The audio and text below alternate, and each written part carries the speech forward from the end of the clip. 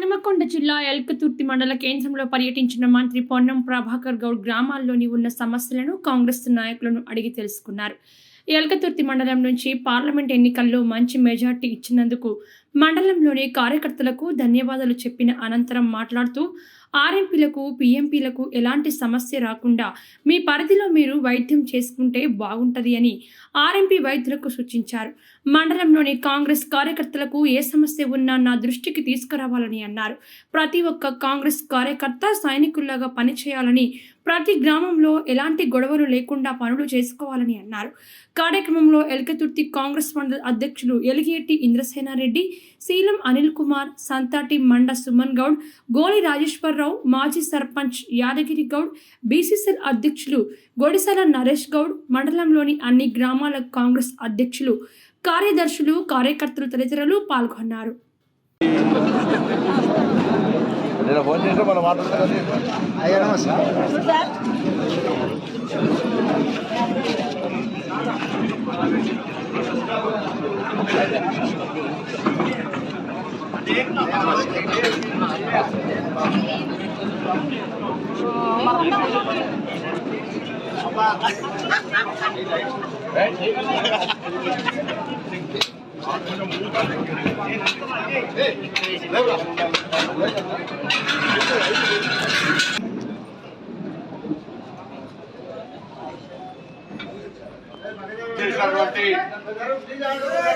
గ్రామ స్థాయి మండల స్థాయి నాయకులందరికీ కూడా పేరు పేరున హృదయపూర్వకంగా నమస్కారాలు తెలియజేస్తా ఉన్నా.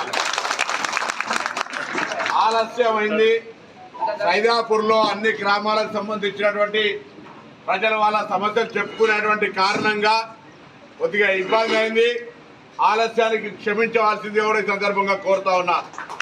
దాని తర్వాత ఒక్కసారి మనమే అభినందించుకోవాలి. కాబట్టి నేను హృదయపూర్వకంగా మనస్ఫూర్తిగా అసెంబ్లీ కంటే ఎక్కువగా మెజార్టీ ఇచ్చినటువంటి ఎల్కతుర్తి మండలానికి గట్టిగా ఒక్కసారి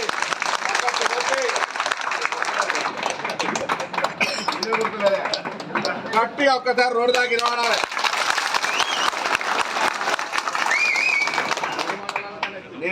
నేను చెప్పిన అందుకే మీ అందరు కూడా చాలా పెద్ద ఎత్తున మెజార్టీ ఇచ్చినటువంటి సందర్భంగా మీ అందరికీ మరొకసారి హృదయపూర్వకంగా నమస్కారం.